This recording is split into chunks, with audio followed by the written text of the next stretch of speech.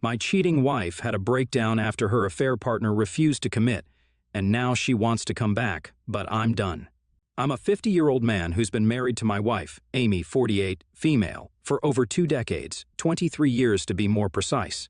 We also have 3 kids together, the oldest of whom is 22 years old, and the youngest is almost 18. Our kids are Rachel, 22, female, Jake, 19, male, and Ava, 17/18, female. Recently, Amy confessed to me that she'd been cheating on me with her coworker, Matt, 27, male. I'm using fake names here for obvious reasons. 1 week ago, she sat me down and told me that she'd been with Matt for 2 years now, and that she finally felt ready to tell me and to take things to the next level with him. All our kids are pretty grown up as well, and Ava will be an adult in 2 months, so she believed that this was the perfect time to tell me the truth. I was devastated when she told me, and I'm thankful that none of our kids were around to see me dissolve into a puddle of tears and have a total breakdown when she confessed, because I'm sure they wouldn't have liked to see that. Rachel moved out for work after college, Jake is in college, and Ava was at a friend's place that day, so we had the house to ourselves. I'm sure that was the reason why Amy picked that day to tell me the truth. She tried to comfort me while I was crying and begging her not to leave and to give our marriage another chance, but she told me that she could no longer stay with me anymore and waste more of her time being stuck in a loveless marriage. My entire world had been turned upside down that day, so naturally my first reaction was to try to make her stay and to be in denial of whatever she told me. So I'd appreciate it if nobody judged me. It was all said in a moment of weakness. I let myself sob for half an hour before the realization finally set in, and I managed to compose myself. Amy had been patting my arm all along and saying things like, "It'll get better," and "You'll find someone," treating me like a wounded puppy and not her husband, who she cheated on and then dumped after 23 years of marriage. Once I pulled myself together, I stood up and told her to leave the house because I didn't want her around anymore. When I said this, she was visibly surprised that I'd gone from begging her to stay to asking her to leave the house, and, to be honest, so was I. But I said it nevertheless. If she had anything to say at that point, she didn't say it at the time and left in silence after adding a few belongings of hers into an already packed duffel bag. I knew that she'd already been planning to leave and had seen this coming.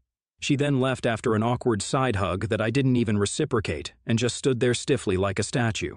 After Amy left, I think I must have cried like a baby for the next couple of hours until Ava came back home. I was shattered and didn't know what to do with myself anymore because my marriage had fallen apart, and even worse, the woman I'd loved more than life itself had cheated on me and continued to cheat on me for 2 whole years until she finally told me. She didn't even think there was anything messed up with what she'd done because the entire time after she confessed, she just kept acting like it was no big deal and only tried to comfort me because she probably felt uncomfortable just sitting there silently while I sobbed. There were a million things that were, and are still, going through my mind in an endless loop, but at least I'm feeling considerably more stable now since 1 week has passed. And I've been able to hold myself together for the sake of my kids, if not myself. I most certainly have to be strong for them because this has come as a huge shock to them too. When Ava came home that day, she found me sleeping on the couch, and when I woke up, she could tell that I'd been crying because my eyes were all red and puffy. She asked me what was wrong and where her mother was several times before I finally told her. I knew that saying it all out loud would make it real, and that I'd end up crying again. But I did tell her the truth and inevitably ended up sobbing some more, which felt kind of embarrassing, but at least Ava was there to comfort me, and it was genuine. She was just as much in shock as I'd been when I first found out. I wasn't thinking straight at the time, so I hadn't told anyone anything by then, but Ava made several calls and managed to inform her siblings, asking them to come home as soon as they could. She also told her uncle, my brother Eric, 45, male, so he could come over and help us out. My brother Eric is still single by choice, but he's a solid guy, and I knew I could always count on him if I was ever in any sort of trouble.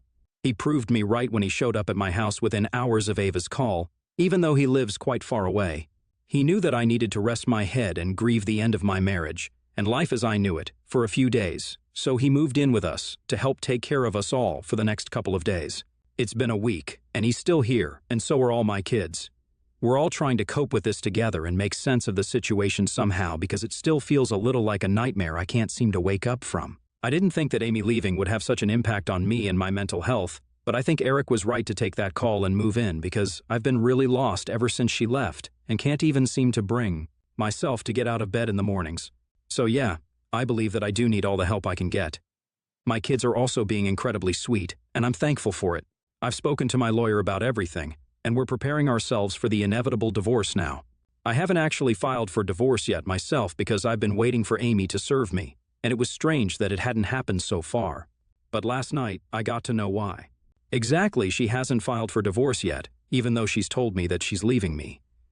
Yesterday, really late at night, I received a call from Amy, and I was shocked because we hadn't spoken since she left. And I didn't have any idea why she'd be calling me after almost a week out of the blue. I answered her call and she sounded distressed, and I knew that she'd been crying. She asked about the kids, and I told her that they were all here and so was my brother. I tried to keep the concern out of my voice to the best of my abilities because I didn't want her to know that I still cared.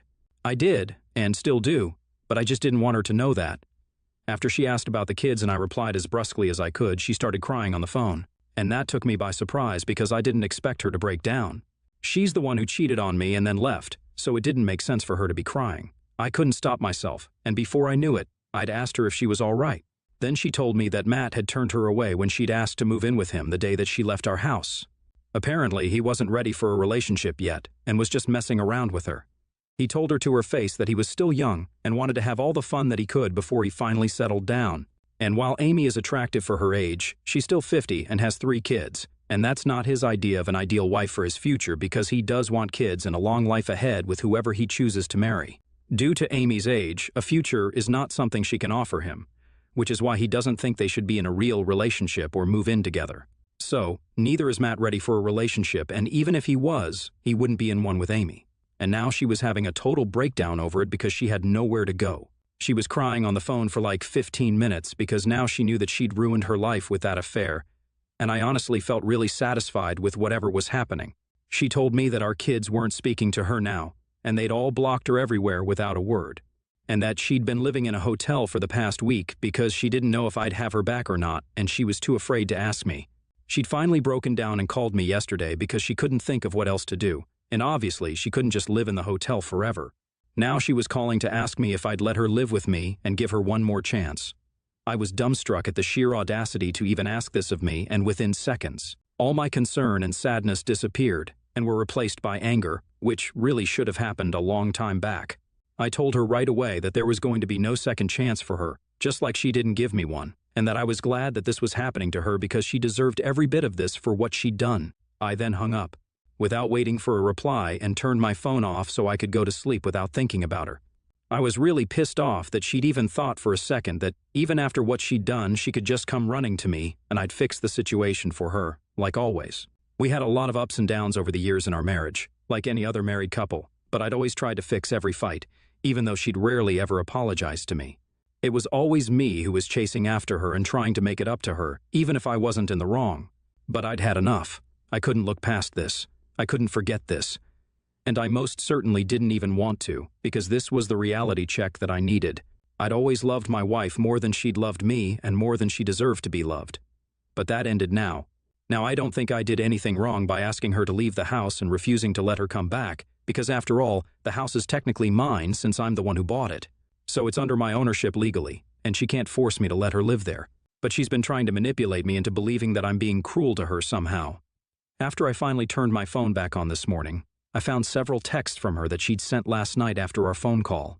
She was furious and acting like the victim because apparently I was being selfish and not thinking of her at all, which is such a strange thing to say after she cheated on me. She's also accusing me of turning the kids against her, which is simply not true because, until she told me about it, I didn't even know that they'd blocked her and were refusing to speak to her. So I don't think that's my fault at all. In fact, I really don't see why any of this is my fault. Maybe it's the anger talking here. But it just seems insane that she's accusing me of being selfish because I don't want to give our marriage another chance after she cheated on me.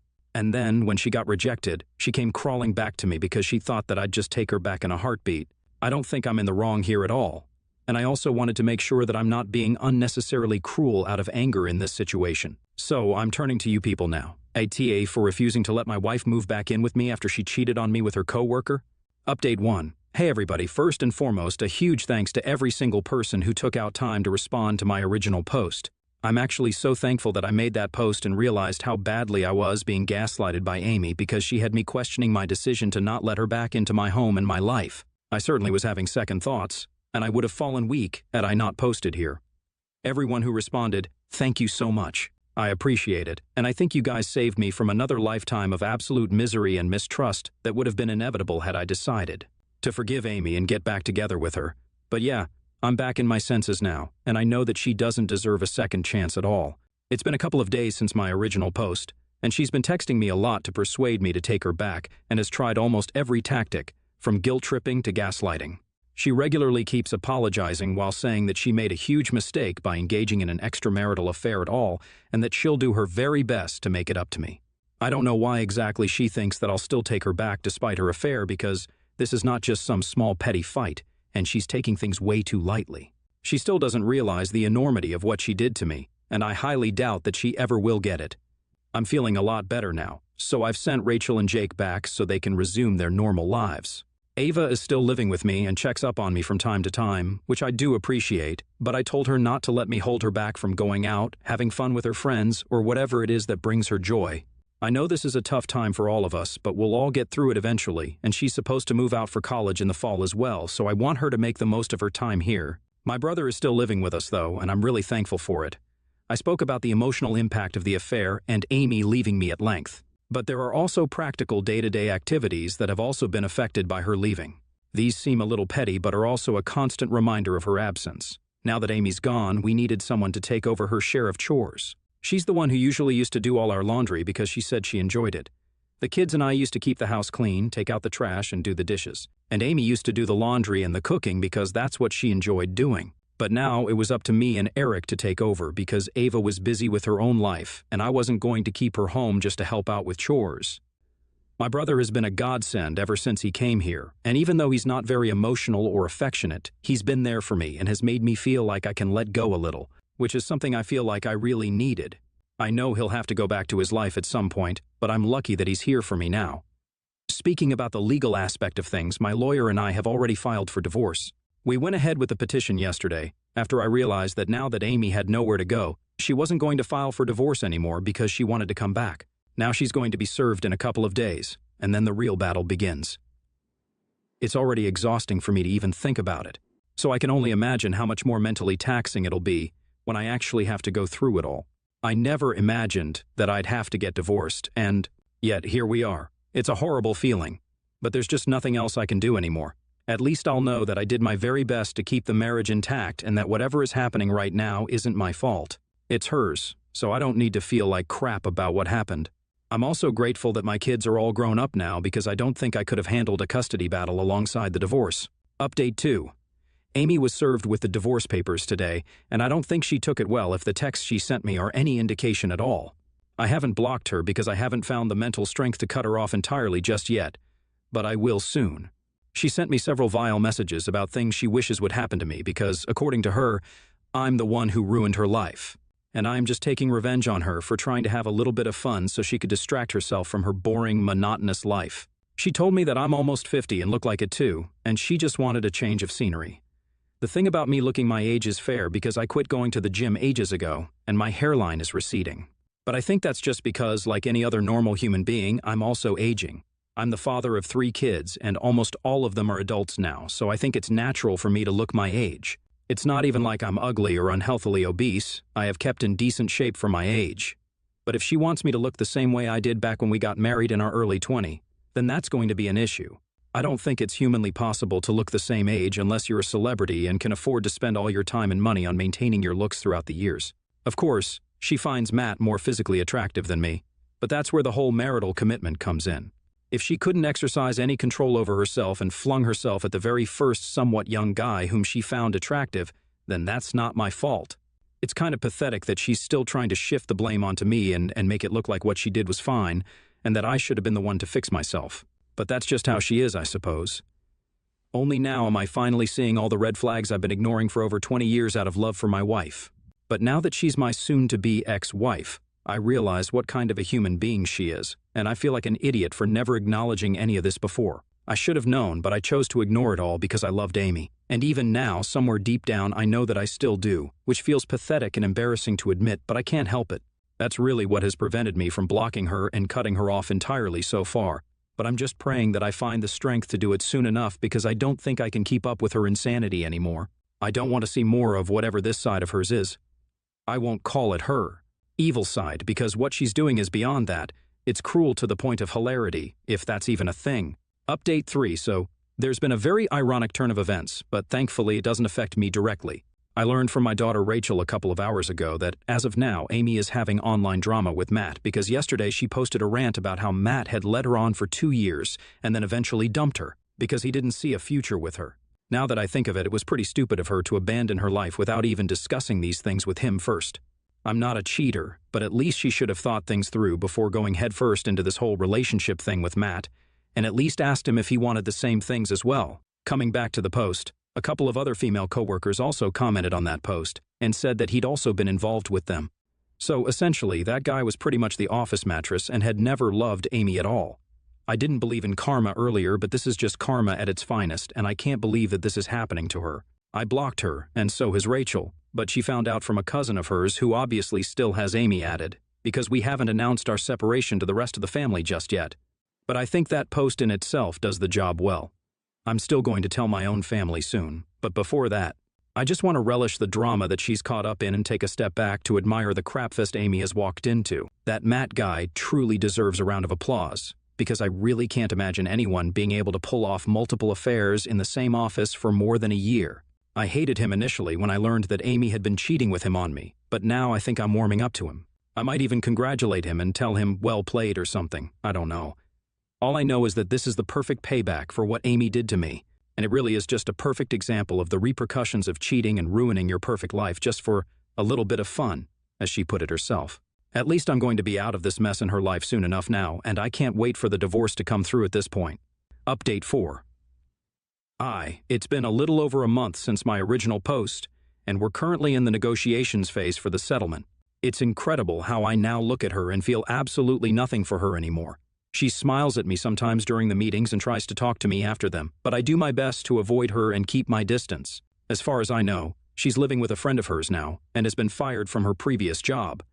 But I don't think I'll have to give her any alimony because of the very public confession of her infidelity on Facebook. Thanks to her delusional belief that Matt would be serious about her at some point. I don't even need to prove that she'd been cheating because she did all the work for me herself. My kids are still not speaking to her, and we like to pretend that she doesn't even exist anymore. I know it's not exactly healthy, but we'll think about that later when some time has passed. Right now, it's way too fresh to be discussed emotionally. I'm doing a lot better than I was when I first posted here, and I know it'll just get better with time. I'm probably going to start therapy in a few days, once I have more time after the divorce is finalized or something, and maybe that'll help me feel okay about everything eventually.